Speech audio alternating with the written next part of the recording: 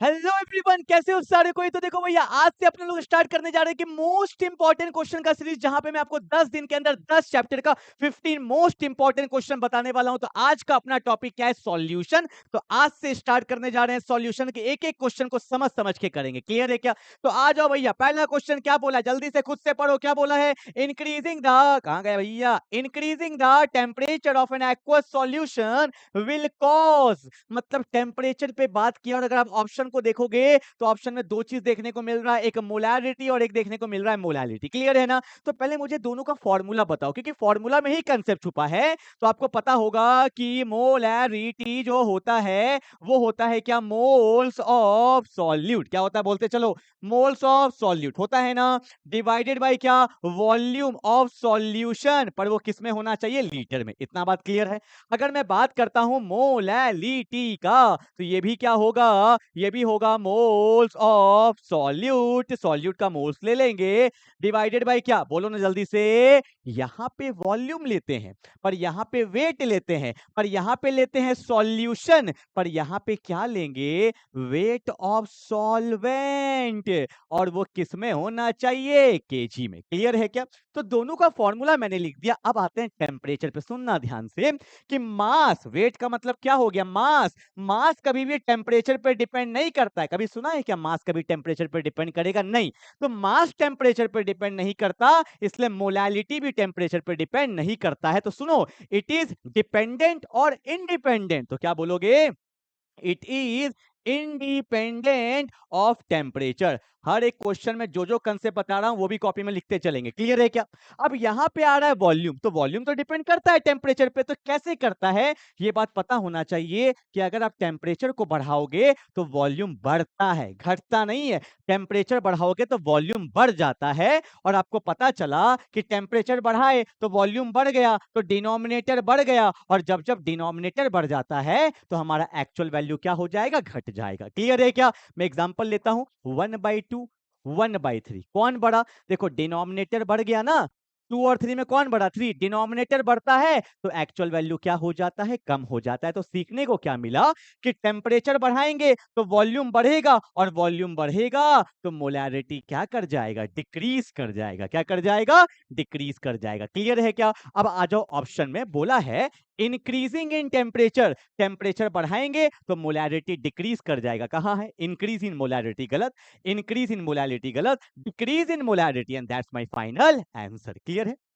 बहुत लोग को डाउट आता है कि सर टेम्परेचर बढ़ाएंगे तो वॉल्यूम बढ़ कैसे गया। मैं आपको सिंपल सा एग्जांपल लेता हूं। जैसे कि हम लोग घर में ना दूध गर्म करते हैं ना, आता है दूध, तो गैस को ओपन किए, मतलब गैस को ऑन किए, तो टेम्परेचर बढ़ाए, तो टेम्परेचर बढ़ने से क्या हो जाता है? गैस में जो दूध है उसका वॉल्यूम बढ़ जाता है या घट जाता है? तो आप देखते हो कि उफान आता है ना, तो वो क्या हुआ? उसका वॉल्यूम क्या कर गया? इंक्रीज कर गया। तो टेम्परेचर बढ़ाने से वॉल्यूम बढ़ता है। ठीक है, ये याद रखिएगा। चलो आगे बढ़ते हैं फटाफट से। क्वेश्चन नंबर 1 हो गया, 2021 में आया था। ओके, क्वेश्चन नंबर 2 क्या बोला है? The molarity of the solution containing 7.1 gram of sodium sulfate। अब देखोगे सर ये ब्रैकेट में क्या दिया है, तो ब्रैकेट में ना सोडियम सल्फेट का मॉलिक्यूलर वेट दे दिया कि हमें कैलकुलेट नहीं करना पड़े। ठीक है, जैसे होता है ना, मैं लिखता हूं जैसे कि मान लो CO2 लिख दिया, तो आपको पता है कार्बन का मास कितना होता है? 12 होता है। ऑक्सीजन का 16 होता है, तो 16 2 32, तो जोड़ेंगे तो कितना हो गया? 44 ग्राम पर मोल। ये इसका क्या होता है? बोलो ना, क्या होता है? ये इसका हो गया मोलर मास, या बोल सकते हो मॉलिक्यूलर वेट भी बोल सकते हो। ठीक है, ओके। बोला है the molarity of the solution containing 7.1 gram of sodium sulphate in 100 ml of aqueous solution is. तो हमें मोलैरिटी निकालना है। और एक बात बता देता हूं, सुनते चलो, कभी कभी क्वेश्चन में कंसंट्रेशन लिख देता है, तो आपको पता होना चाहिए कि मोलैरिटी को ही हम लोग क्या बोलते हैं? कंसंट्रेशन बोलते हैं। ठीक है, और फॉर्मूला आपने अभी जस्ट लिखा, मोलैरिटी क्या होता है? मोलैरिटी होता है mole of solute divided by क्या? Volume of solution. और वो किस में होना चाहिए? लीटर में। कभी कभी इजी क्वेश्चन भी आ जाता है एग्जाम में। अब देखो, मोल निकालेंगे, सॉल्यूट कौन है मेरा? सोडियम सल्फेट है। वेट दिया है 7.1, मोल का फॉर्मूला क्या होता है? Weight in gram by molar mass. तो मोलर मास दिया हुआ है ना, कितना? 142 दिया हुआ है, तो सॉल्व करने का भी नीड नहीं है। Divided by volume in litre, 100 ml है, ml को लीटर में करने के लिए डिवाइड बाय क्या कर देंगे? 1000। ठीक है, आओ सॉल्व करते हैं। पहले इसको सॉल्व करो तो 7.1 डिवाइडेड बाय 142, पॉइंट हटाएंगे तो नीचे क्या आएगा? 10 आएगा, आएगा ना। तो 71 से कितने बार में गया? 2 बार में जाएगा, ऑब्वियस सी बात है। तो यहाँ पे वैल्यू क्या आ गया 1/20। ठीक है, इसको सॉल्व करो 0 0 0 0, तो वैल्यू यहाँ पे क्या आ गया 1/10। तो दोनों को डिवाइड करो तो क्या होगा, तो 1/20 1/10, ये ऊपर चले जाएगा, डिवाइड में आपको पता होगा। तो 1/20 इंटू क्या हो गया 10/1, तो 10/20 1/2, 1/2 का मतलब कितना हो गया 0.5, और कैपिटल एम का मतलब क्या होता है मोलैरिटी। तो कहां दिया है हमारा 0.5, and that's my final answer. Clear है? तो इस तरह से आप क्वेश्चन को इजीली कर सकते हो। जल्दी से उतारेंगे फटाफट से। चलो भाई, कोई दिक्कत तो नहीं, फिर भी चेक कर लो एक बार। ठीक है, यहाँ पे क्या हुआ, हाँ 2 बार में गया 1/20 1/10, तो 1/2 आ जाएगा। चलो आगे बढ़ते हैं। कभी कभी देखो चेक कर लेना, यहाँ पे देखो 0.5 है, यहाँ पे 0.05 है, तो कभी कभी कैलकुलेशन मिस्टेक हो जाता है, तो ध्यान रखेंगे ऐसे क्वेश्चन को। ठीक है, चलो क्वेश्चन नंबर 3 क्या बोला है कि what is the mole fraction of solute in 1 small M. लोग ध्यान नहीं देते हैं इसको। कैपिटल एम को बोला जाता है मोलैरिटी और स्मॉल एम को बोला जाता है मोलैलिटी। मतलब यहां पे मोलैलिटी दिया हुआ है एक्वस सॉल्यूशन। एक्वस वर्ड का मतलब होता है कि मेरा यहां पे सॉल्वेंट कौन है, वाटर है। देखो एक एक वर्ड का मतलब है भाई, अभी क्वेश्चन में यूज होगा। बोला है what is the mole fraction. Mole fraction किसका निकालना है, सॉल्यूट का निकालना है। ठीक है, और डेटा क्या दिया हुआ है, मोलैलिटी दिया हुआ है। कितना दिया हुआ है बोलो, 1 दिया हुआ है। एक्वस का मतलब क्या होता है, सॉल्वेंट मेरा कौन है, वाटर है। इतना डेटा मेरे को दिया हुआ है और तो कुछ नहीं दिया हुआ है। तो निकालना क्या अपने लोग को, मोल फ्रैक्शन। देखो ये सब क्वेश्चन जो होता है ना फंसाने वाला होता है, इसके लिए अपने को स्टडी करना पड़ता है। क्या क्या, देखो यहाँ पे मुझे समझ में आया कि मुझे कोई एक रिलेशन चाहिए मोल फ्रैक्शन और मोलैलिटी का, तभी तो क्वेश्चन कर पाएंगे। और मैं आपको बता रहा हूं, इसी को ब्रह्मास्त्र बोलता हूं मैं। एक मिनट शॉर्टकट बताता हूं। मोल फ्रैक्शन और मोलैलिटी के बीच में एक रिलेशन होता है, लिख लो कॉपी में, क्या कि molality is equal to 1000 X. X का मतलब ही होता है mole fraction, divided by 1 minus X. और मैंने यहाँ पे लिख दिया m1, लिख लो या m2, जो भी लिखना लिख लो, मैंने लिख दिया m1। पर ये m1 है क्या, m1 यहाँ पे होता है मोलर मास ऑफ सॉल्वेंट। क्या होता है, molar mass of solvent. Very very important formula. यही सब फॉर्मूला से क्वेश्चन बनेगा, और आपको ये सब पता नहीं होगा तो 1 नंबर छूटेगा। 70 में 70 नहीं आएगा केमिस्ट्री में। क्लियर है क्या, ध्यान दो। अब मोलैलिटी निकालना है अपने लोग को, सॉरी मोल फ्रैक्शन निकालना है, तो मोलैलिटी कितना दिया 1, लिख दो। यहाँ पे क्या है 1000 x divided by 1 minus x. m1 क्या है, molar mass of solvent. Solvent कौन है, वाटर। वाटर का फॉर्मूला क्या होता है H2O। H का मास 1, तो 2 का 2, ऑक्सीजन का 16, 16 और 2 18, तो यहाँ पे 18 हो जाएगा। 18 से मल्टीप्लाई करेंगे, ये ऊपर चल जाएगा, तो क्या होगा 18 1 जा 18 माइनस 18x इक्वल टू क्या हो गया 1000x। बोलो हाँ या ना।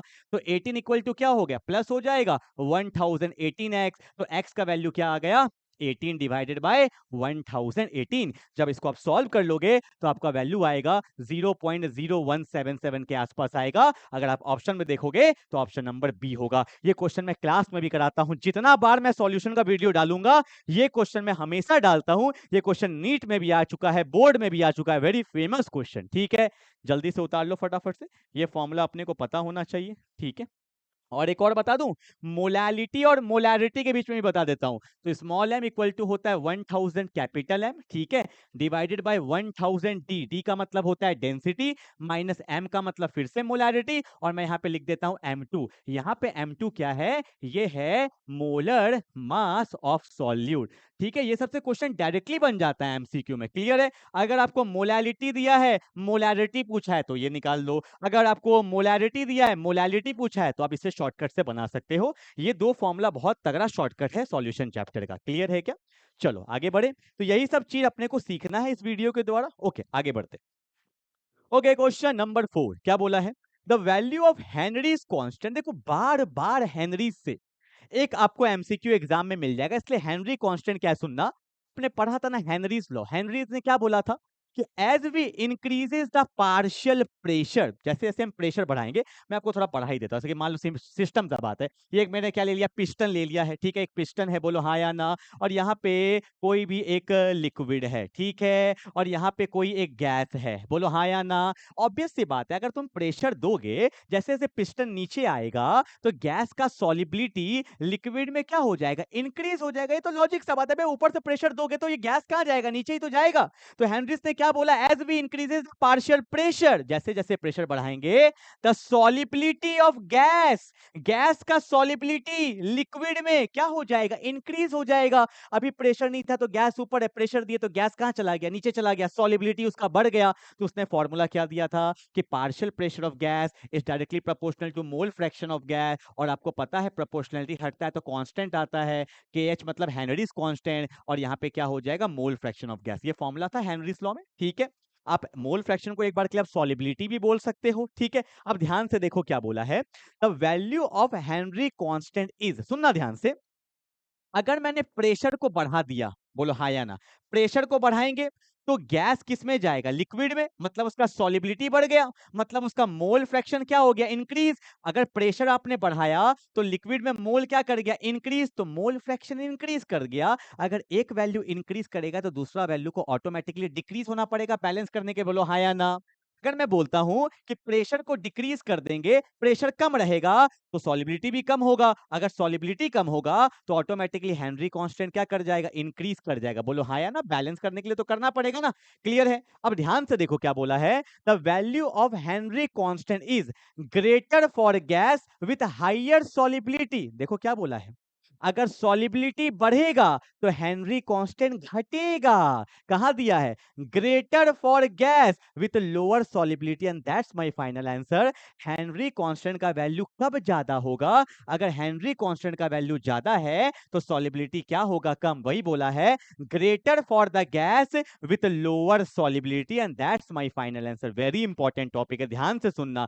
प्रेशर बढ़ाएंगे तो सॉलिबिलिटी बढ़ेगा, और सॉलिबिलिटी बढ़ेगा तो हेनरी कांस्टेंट घटेगा, क्योंकि एक वैल्यू बढ़ रहा है तो दूसरा को घटना पड़ेगा। क्लियर है क्या, तो ये बात बिल्कुल आप ध्यान रखने वाले हैं, ठीक है, कोई दिक्कत तो नहीं यहाँ पे, क्लियर है क्या। चलो भाई आगे बढ़ते हैं अगले क्वेश्चन की तरफ, ध्यान दो क्या बोला है, the value of Henry constant के, देखो सीबीएसई 2023 में लेटेस्ट क्वेश्चन आया है, the value of Henry constant के इंक्रीजेस विद डिक्रीजेस, क्या है पहले कंसेप्ट मुझे बताओ। देखो यहां पे फिर से हमने एक पिस्टन ले लिया, अब बताओ यहाँ पे क्या है, लिक्विड है ना, सुनना ध्यान से, खुद आंसर करोगे। अब यहाँ पे कौन है, गैस है ना, और यहाँ पे हम प्रेशर देंगे। एक बात बताओ, जब हम लोग टेम्परेचर को बढ़ाएंगे, मान लो हमने टेम्परेचर को बढ़ा दिया, तो क्या गैस नीचे आएगा कि गैस ऊपर जाएगा, खुद बताओ।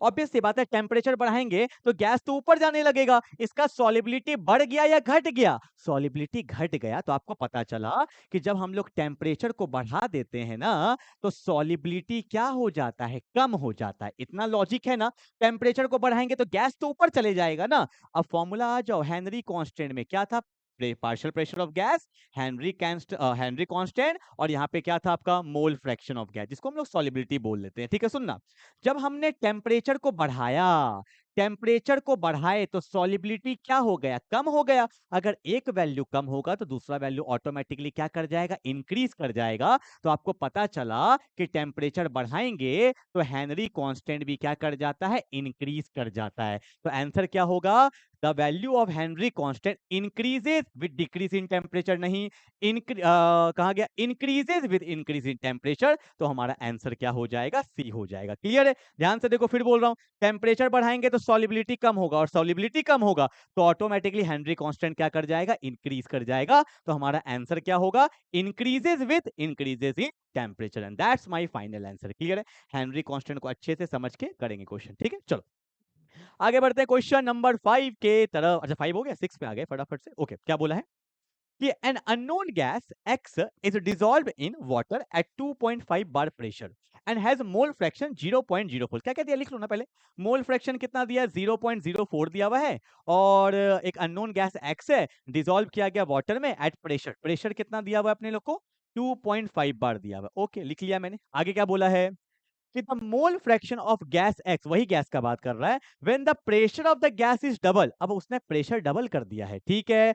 नहीं क्या बोला है, the mole fraction of gas when the pressure of gas is double at the same time. Okay, बोला है कि आपका यहाँ पे देखो क्वेश्चन क्या बोला, the mole fraction of the gas when the pressure of the gas is double. आपको मोल फ्रैक्शन बताना है, अब प्रेशर को डबल कर दिया गया, डबल का मतलब अगर 2.5 है तो यहाँ पे क्या हो गया, 5 बार कर दिया गया। अब बताएंगे क्या होने वाला है, सुनो ध्यान से। आपको पता है according to Henry's law partial pressure of gas क्या होता है, Henry's constant into mole fraction of gas. Is it clear ना, इज इट क्लियर? अब देखो यहाँ पे क्या बोला है, टेम्परेचर सेम है। अगर टेम्परेचर सेम है तो हेनरी कांस्टेंट में कोई फर्क नहीं पड़ेगा। आपको बताए थे टेम्परेचर बढ़ाएंगे तो हेनरी कांस्टेंट बढ़ेगा, टेम्परेचर घटाएंगे तो हेनरी कांस्टेंट घटेगा। अगर टेम्परेचर सेम है तो हेनरी कांस्टेंट में कोई चेंज नहीं आएगा। ठीक है, तो एक काम करते हैं, इसको मैं मान लेता हूं ए और इसको मैं मान लेता हूं बी, अपने मन से मान लिया। तो ध्यान से देखो, अगर पहला में इक्वेशन लगाएंगे तो पहला का प्रेशर कितना दिया हुआ है, 2.5 दिया हुआ है, हेनरी कांस्टेंट तो KH ही रहेगा, और उसका मोल फ्रैक्शन कितना दिया हुआ है, 0.04। Is it clear?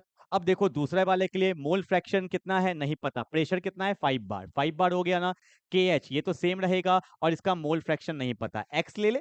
इसको मैंने मान लिया इक्वेशन नंबर 1, इसको मैंने मान लिया इक्वेशन नंबर 2। क्या करते हैं, दोनों को डिवाइड कर देते हैं। दोनों को जैसे डिवाइड करेंगे तो क्या होगा, 2.5/5 तो वैल्यू कितना आ गया, 1/2 आ जाएगा। ठीक है, KH से KH चला जाएगा तो 0.04 डिवाइड बाय x। अब x को ऊपर भेज दो तो x का वैल्यू कितना आ गया, 0.08 आ जाएगा। That's my final answer. कहां दिया हुआ है, ऑप्शन नंबर ए में दिया हुआ है। लॉजिकली आप क्वेश्चन कर सकते हो, कहीं कोई दिक्कत नहीं आएगा। दोनों इक्वेशन लिखा, दोनों को डिवाइड कर दिया तो KH KH कट गया। KH क्यों सेम रहेगा, क्योंकि टेम्परेचर क्या है, सेम है। ठीक है, चलो भाई आगे बढ़ते हैं क्वेश्चन नंबर 7 के तरफ। क्या बोला है कि ये क्वेश्चन अच्छा है। ठीक है, ये क्वेश्चन देखो बहुत अच्छा क्वेश्चन दिया हुआ है। ठीक है, क्या बोला है सुनना ध्यान से। An ideal solution containing XA, mole fraction of A दिया हुआ है, आइडियल सॉल्यूशन है। मोल फ्रैक्शन XA कितना दिया है, 0.2। अगर आइडियल सॉल्यूशन है तो यहाँ पे आप रॉल्स लॉ लगा सकते हो। कौन सा लॉ लगा सकते हो, रॉल्स लॉ, वेरी इंपॉर्टेंट। ठीक है, बोलो। An ideal solution containing XA 0.2, अगर XA 0.2 है तो XB का वैल्यू 0.8 आ जाएगा, क्योंकि आपको पता है कि the sum of mole fraction of two component is equal to क्या होता है, 1 होता है।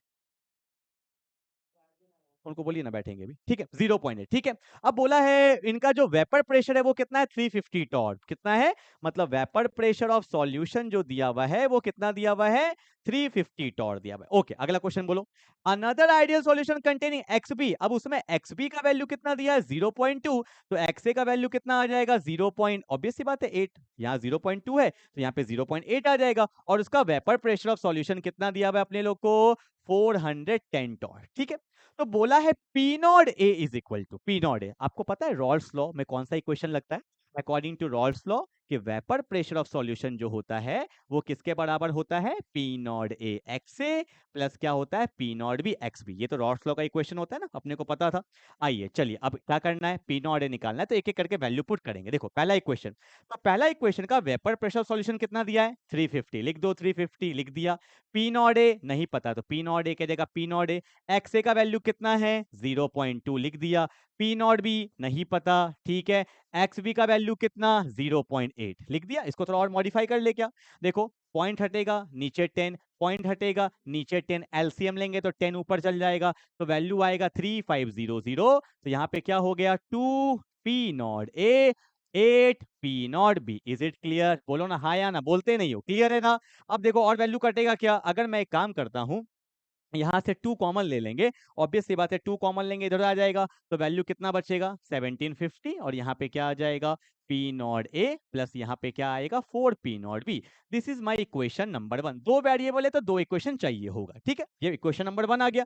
अब आ जाओ सेकंड वाला वैल्यू पुट करते हैं। तो वेपर प्रेशर सॉल्यूशन कितना दिया हुआ है, 410, तो P नॉट A नहीं पता, P नॉट A X है, अब ये X है ये है, तो वैल्यू क्या आएगा, 0.8। P नॉट B नहीं पता, XB का वैल्यू कितना है, 0.2 है। ठीक है, अब ध्यान से देखना, पॉइंट हटाएंगे नीचे 10, पॉइंट हटाएंगे नीचे 10, ये इधर चले जाएगा, तो 4100 इक्वल टू क्या हो गया, 8 P नॉट A प्लस क्या हो गया, 2 P नॉट B। अब 2 कॉमन ले लें, यहाँ से 2 कॉमन लेके डिवाइड कर देते हैं। ठीक है, तो 2 कॉमन लेके डिवाइड करेंगे तो वैल्यू क्या आएगा, 2050 is equal to 4 P naught A plus क्या आ जाएगा, P naught B। Is it clear, दो इक्वेशन दो वेरिएबल, अब तो आप इजीली सॉल्व कर सकते हो ना, तो वो भी मुझे ही करना पड़ेगा क्या, चलो भाई कर देते हैं, कोई बात नहीं है। देखो दोनों को सामने लिखो, तो यहाँ पे क्या है, 1750 equal to P naught A plus 4 P naught B।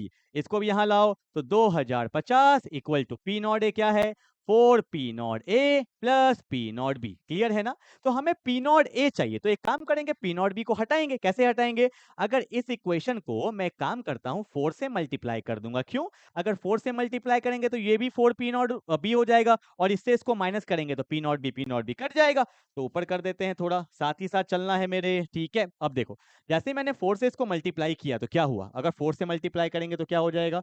यहाँ पे वैल्यू आएगा 8, फिर से लिख दूं क्या? देखो, तो वैल्यू क्या आएगा? 8200। ठीक है, 16 पी नॉट ए, और यहाँ पे क्या आएगा? 4 P naught B, 4 P naught B, और इसको नीचे लिख लो, 1750 इक्वल टू क्या है? पी नॉट ए प्लस क्या है? 4 पी नॉट बी। और ऊपर वाले से नीचे वाले को माइनस करेंगे तो क्या होगा? थोड़ा सा भी गलती नहीं कर सकते, सही से कर लो। 0 से 0, 10 से 5 गया 5, 11 से 7 गया तो 4, यहाँ पे 7 से 1 गया तो कितना हो गया? 6। तो 6 4 5 0, 16 है, एक गया तो क्या बचेगा? 15 पी नॉट ए। ये तो कट ही जाएगा, तो पी नॉट ए का वैल्यू जो आया वो आया 6450 डिवाइडेड बाई 15। ठीक है, अब देखो तो 5 3 जा 15, 5 1 जा 5 है, अब बचा 5 4, 5 2 जा 2, 5 2 जा 10, 5 9 जा 45, 0 है। अब देखो 3 4 जा 12 आ गया, 3 4 जा 12 आ गया, 3 3 जा 9 आ गया, और 430। तो आंसर कितना आ गया? 430 आ गया। ध्यान से देखो तो 430 ऑप्शन में है क्या हमारा?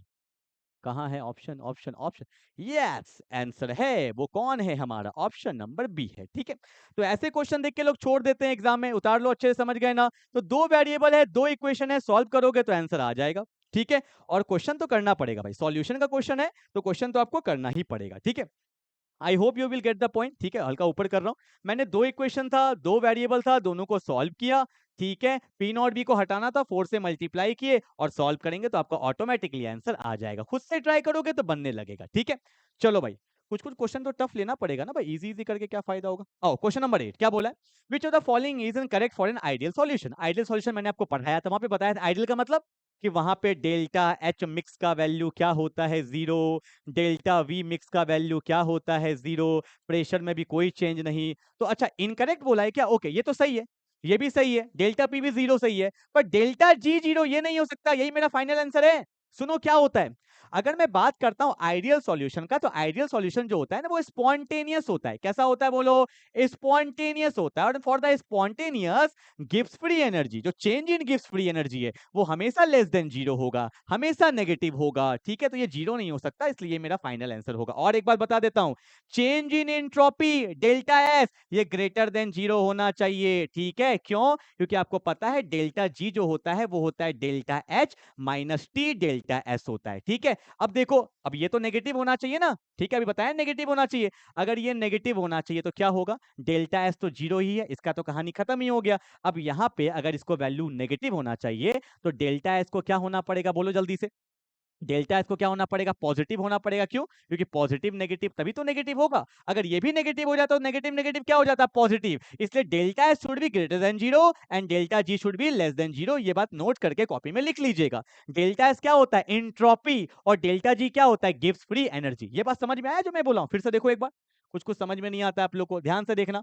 मैंने बोला कि for ideal solution delta G को नेगेटिव होना है। ठीक है, और डेल्टा एस तो 0 है, मतलब minus T delta S negative कब होगा? टेम्परेचर तो टेम्परेचर ही है। तो डेल्टा एस को अगर आप नेगेटिव कर दोगे तो नेगेटिव नेगेटिव पॉजिटिव हो जाएगा, पर वैल्यू तो नेगेटिव होना चाहिए। इसलिए डेल्टा एस क्या होगा? पॉजिटिव, और पॉजिटिव को जब नेगेटिव से मल्टीप्लाई करते हैं तो नेगेटिव ही आता है। इसलिए delta S should be greater than 0 for an ideal solution. Clear है? चलो, क्वेश्चन नंबर 9, आइसोटोनिक सॉल्यूशन किसको बोलते हैं? Isotonic solution have the same osmotic pressure. Isotonic में क्या होता है? आइसो मींस होता है सेम, तो होगा क्या यहाँ पे? Same osmotic pressure. या पढ़ोगे कॉलिगेटिव प्रॉपर्टीज में, 4 कॉलिगेटिव प्रॉपर्टीज है ना, तो ऑस्मोटिक प्रेशर में पढ़ोगे आप आइसोटोनिक। ठीक है, वहां पे और आता है, एक आता है हाइपरटोनिक, एक आता है हाइपोटोनिक। ठीक है, चलो जब पढ़ोगे तब देखना वहां पे। Okay, question number 10। ऐसे क्वेश्चन ना एग्जाम में आते हैं ना, तो पहले लोग छोड़ देते हैं कि सर नहीं बनेगा, इतना लंबा चौड़ा तो बनना ही नहीं है। देखो कितना इजी क्वेश्चन था, मैं चाहूं तो इसको 10 सेकंड में कर सकता हूं, पर आपको समझाने के लिए मुझे थोड़ा टाइम लेना पड़ेगा। देखो क्या बोला है, the following solution we are prepared by dissolving 10 gram of glucose. तो मेरे पास है 10 ग्राम दिया है ग्लूकोज का, ग्लूकोज। ठीक है, इन 250 ml ऑफ वाटर। ठीक है, आगे क्या बोला है? P1 लिख दिया क्या? प्रेशर है क्या? P1। ठीक है, आगे देखेंगे। फिर बोला है यूरिया, यूरिया कितना है? 10 ग्राम ऑफ यूरिया। इसका कितना? ये भी दिया 250 ml। 250 ml ऑफ वाटर, इसका प्रेशर P2 दे दिया होगा, okay. And 10 gram of sucrose, sucrose sucrose sucrose sucrose ये भी दिया होगा 250 ml में, क्योंकि मुझे सब सेम ही लग रहा है तो ये भी वही होगा। इसका प्रेशर कितना है P3, लिख दिया मैंने, okay. The right option for the decreasing order of the osmotic pressure, तो किसका ऑस्मोटिक प्रेशर ज्यादा होगा? तो आपको पता होना चाहिए यार, ऑस्मोटिक प्रेशर को हम लोग पाई से डिनोट करते हैं, पाई इक्वल टू क्या होता है? सीआरटी। पाई इक्वल टू क्या होता है? सीआरटी, ये होता है फॉर्मूला। तो टेम्परेचर सबके लिए सेम है, गैस कांस्टेंट सबके लिए सेम है, तो मैं बोल सकता हूं pi is directly proportional to C. अब बोलोगे सर सी क्या है? इसलिए मैंने बताया था सी का मतलब होता है कंसंट्रेशन, और कंसंट्रेशन का मतलब ही होता है मोलैरिटी। तो pi is directly proportional to molarity, और मोलैरिटी क्या होता है? Moles of solute by volume of solution in litre. तो moles of solute by volume of solution in litre, पर सबका वॉल्यूम तो सेम है, सबका वॉल्यूम तो सेम है, तो वॉल्यूम का इंपैक्ट नहीं पड़ेगा। तो मैं बोल सकता हूं pi is directly proportional two moles of solute. बोलो समझ में आया यहां तक? ठीक है। अब मोल्स क्या होता है? Weight in gram by molar mass, तो मैं बोल सकता हूं pi is directly proportional to weight in gram by molar mass. ठीक है। अब वेट भी सबका सेम है, तो वेट पे भी डिपेंड नहीं करेगा। कितना इजी क्वेश्चन। तो pi is inversely proportional to molar mass, मतलब जिसका मोलर मास ज्यादा होगा उसका पाई का वैल्यू सबसे कम होगा। यही तो क्वेश्चन था, कुछ था क्वेश्चन में। अब देखो ग्लूकोज का फॉर्मूला होता है C6H12O6, कैलकुलेट करोगे तो इसका मोलर मास 180 होता है। क्वेश्चन प्रैक्टिस करोगे अपने आप याद हो जाएगा। ठीक है। यूरिया, यूरिया का कितना होता है? 60 होता है, और सुक्रोज का 342 होता है, आई थिंक, फिर भी निकाल लेते हैं, C12 है ना, तो 12 इंटू 12 है, 22 इंटू 1 है, 16 इंटू 11। ऑब्वियस सी बात है, देख के ही लग रहा है ज्यादा, सॉल्व करने का भी नीड नहीं होगा यार, ठीक है ना। तो इसका मोलर मास सबसे ज्यादा है, जिसका मोलर मास सबसे ज्यादा उसका प्रेशर सबसे कम। P3 तो लास्ट में आएगा, कहां है P3 लास्ट में? P3 ये नहीं हो सकता, ये नहीं हो सकता, बच्चा ये दोनों में कोई है, P3 सबसे लास्ट में। और यूरिया का मोलर मास सबसे कम है, जिसका मोलर मास सबसे कम उसका ऑस्मोटिक प्रेशर सबसे ज्यादा। तो यूरिया कहां है? सेकंड नंबर में, तो P2 का वैल्यू सबसे ज्यादा, तो P2 P1 P3, option number B. Solve थोड़ी करना भाई, कंसेप्ट पे जाना है। वेट सेम था, वॉल्यूम सेम था, हमें डिपेंड किस पे किया? Molar mass. जिसका डिनोमिनेटर ज्यादा उसका ऑस्मोटिक प्रेशर सबसे कम, जिसका मोलर मास सबसे कम उसका ऑस्मोटिक प्रेशर सबसे ज्यादा। तो आंसर क्या हो जाएगा? यूरिया हो जाएगा। ठीक है। सुक्रोज का कैलकुलेट करोगे, आई थिंक 342 देख लो, 12 12 जब 144 होता है, 21 में 21, 16 से 176 आ जाएगा। ठीक है। कैलकुलेट करो, 6 4 10 12, 7 8 9 10 12 14, हाँ 342 है। ठीक है। चलो भाई, ओके, क्वेश्चन नंबर 11 क्या बोला है?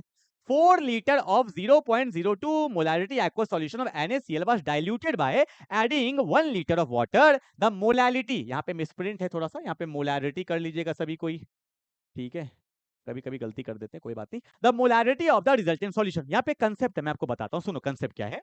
ये क्वेश्चन एनसीईआरटी में भी दिया हुआ है इस टाइप का, मैं आपको बताता हूँ। डाइल्यूट वाला कंसेप्ट बोला है कि 4 लीटर, पहले इसका वॉल्यूम क्या था? V1 कितना था? 4 लीटर दिया हुआ है, और इसका मोलैरिटी M1 ले लेते हैं, कितना? 0.02 कैपिटल M ले लिया। ठीक है। Okay, of NaCl was diluted, ये NaCl है, इसको डाइल्यूट किया गया, मतलब वॉल्यूम बढ़ाया गया, कितना? By adding 1 litre of water. तो अब इसका V2 जो हो गया, पहले 4 तो था, अब ये 5 लीटर हो गया है। The molarity of the resultant solution, अब इसको मुझे M2 निकालना है, यही तो बोला है। ठीक है। तो ये बात आपको पता होना चाहिए, जब हम लोग सॉल्यूशन को डाइल्यूट कर देते हैं ना, इस कंडीशन में M1V1 जो होता है वो M2V2 के बराबर होगा। M1V1 किसके बराबर होगा? M2V2 के। तो हमें M2 चाहिए ना, तो M2 क्या होगा?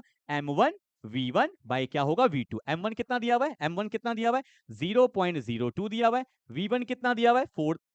4 दिया हुआ है, और V2 कितना दिया हुआ है? 5। सॉल्व करो, पॉइंट हटाएंगे, नीचे कितना आएगा? 100 आएगा ना। ठीक है। कुछ कट रहा है? वैल्यू कटेगा बिल्कुल। 2 से कितने बार में कट गया? 50 बार में कट गया। ये 2 से कटा, कितने बार में कट गया? 25 बार में कट गया। और 25 इंटू 5 कितना होता है? 125। ठीक है। तो 2 बाय 125, इतना खराब वैल्यू है क्या? अच्छा हाँ, ऑप्शन भी खराब ही है। ठीक है। 2 है, पॉइंट लेंगे 0, 0 लेंगे 0, तो 125 बन जा, 125 हो गया। वैल्यू कितना बचा? 75 है 0, तो 5 बार में जाएगा 5, 0.015 है क्या? हाँ, कुछ गलती की है क्या आपने यार? M1 कितना है? देखो भाई गलती कहाँ हुआ है, 0.02 है ना। कहाँ गया भाई? हमें निकालना क्या? M2 निकालना है ना, M1V1/V2, हाँ 0.02 है, इंटू 4 है, और V2 कितना दिया हुआ है? कहाँ गया V2? V2 कितना है? 5।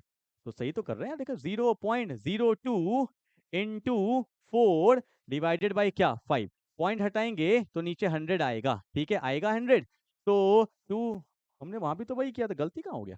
तो यहाँ पे 50 है, तो 4/250, यहाँ 4/250 आ रहा है, तो बात तो वही है। ठीक है, तो हमने किया है, पॉइंट देंगे 0, यहाँ भी देंगे 0, यहाँ भी 0, 25 बन जा, 250, तो वैल्यू कितना आया 150, जीरो आया, तो 25 5 जा 0.05 आ रहा है आंसर। ठीक है, I think I am not sure, पता नहीं, यहाँ पे आंसर नहीं दिया है, पर यहाँ पे आंसर आना चाहिए 0.015, ये हमारा आंसर आएगा। ठीक है, आप देख लीजिएगा एक बार ना। अबे यार क्या कर रहा हूँ मैं, बाप रे बाप, 0.016 ठीक तो आ रहा है।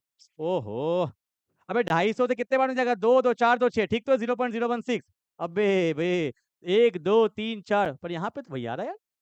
यार मुझे मुझे नहीं पता, मैं यहाँ पे कर देता हूँ भाई। ठीक है, कैलकुलेशन हो गया वो गलती। ठीक है, यहाँ देखो 4/250 है ना, तो यहाँ पे क्या है, पॉइंट देंगे तो जीरो आएगा। ठीक है, 1500 आया, तो 250 2 2 4 2 6, 0.016, दैट्स माय फाइनल आंसर। ठीक है, ठीक हो जाता है भाई, कभी कल हो जाता है। ठीक है, कोई बात नहीं, आंसर क्या होगा, D 0.016, that's my final answer, यही मेरा फाइनल आंसर है। ठीक है, चलो, बाप रे। ओके, चलो, क्या बोला है कि व्हेन 2.5 ग्राम, अभी तुम क्लास में होते ना चिल्ला चिल्ला के हालत खराब कर देते सर, गलत गलत गलत गलत गलत, पर दिख गया मुझे। ठीक है, चलो, okay, when 2.5 gram of non volatile solute was dissolved in 50 ml of water. ठीक है, नॉन वोलेटाइल सॉल्यूट दिया हुआ है तो वेट लिख देते हैं, वेट दिया हुआ है 2.5 ग्राम और dissolve in 50 ml of water. तो यहाँ पे जो मेरा सॉल्वेंट है वो 50 ml, और आपको एक बात पता होगा कि वाटर का डेंसिटी जो होता है ना वो 1 ग्राम पर ml होता है, तो 50 ml को आप 50 ग्राम ले सकते हो, कोई दिक्कत नहीं है वाटर के केस में। ठीक है, और ये मेरा कौन है, सॉल्यूट है, सॉल्यूट है, और नीचे वाटर क्या है, मेरा solvent. Okay, it's gave a boiling point elevation, मतलब डेल्टा टीवी का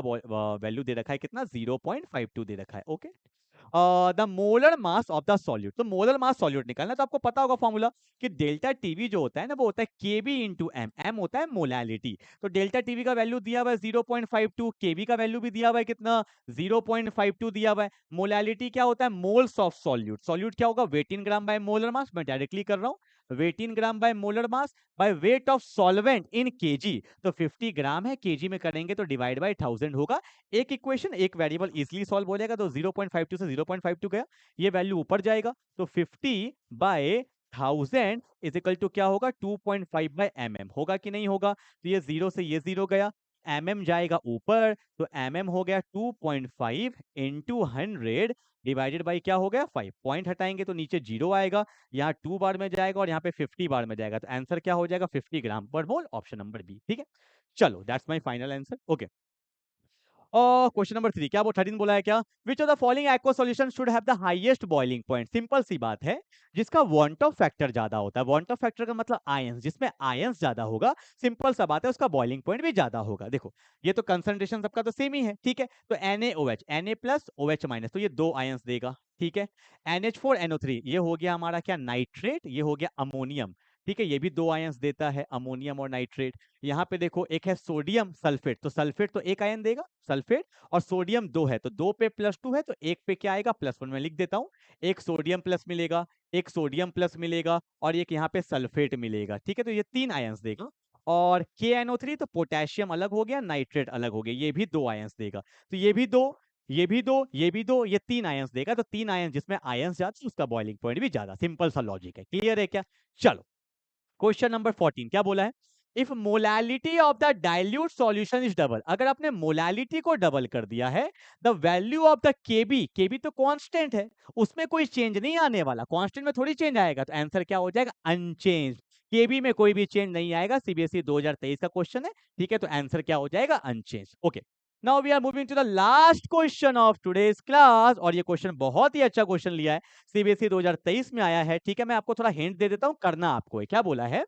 कि 1 मोल ऑफ लिक्विड ए, एक मेरे पास ए है, ये दिया हुआ है मेरा 1 मोल दिया हुआ है। ठीक है, and 2 moles of liquid B, B का दिया हुआ है 2 मोल दिया हुआ है। Okay, makes a solution with a total pressure, इसका जो वेपर प्रेशर ऑफ सॉल्यूशन आया ना टोटल, वो कितना आया 40 टॉर। ओके, ठीक है भाई, और the vapour pressure of the pure A, pure A का मतलब होता है पी नॉट ए, इसका वैल्यू कितना दिया है 45, और पी नॉट बी का वैल्यू कितना दिया है 30। ठीक है, अब देखो बोला है द अबव सॉल्यूशन क्या होगा, आइडियल है, positive deviation, negative deviation, maximum boiling azeotrope, तो हमें कब पता चलेगा, पहले हम खुद निकालते हैं, vapour pressure of solution expected आना कितना चाहिए। देखो तो फॉर्मूला क्या होता है कि P naught A x A plus P naught B x B. ठीक है, तो पी नॉट ए कितना दिया हुआ है 45। मोल फ्रैक्शन ऑफ ए क्या होता है, mole of A divided by total mole, तो 1/3 हो जाएगा ना, प्लस पी नॉट बी कितना है 30, मोल फ्रैक्शन ऑफ बी, तो मोल ऑफ बी कितना है 2 डिवाइडेड बाय टोटल मोल, तो कितना आ गया 3। देखो तो 3 से गया कितने बार में 15 बार में गया,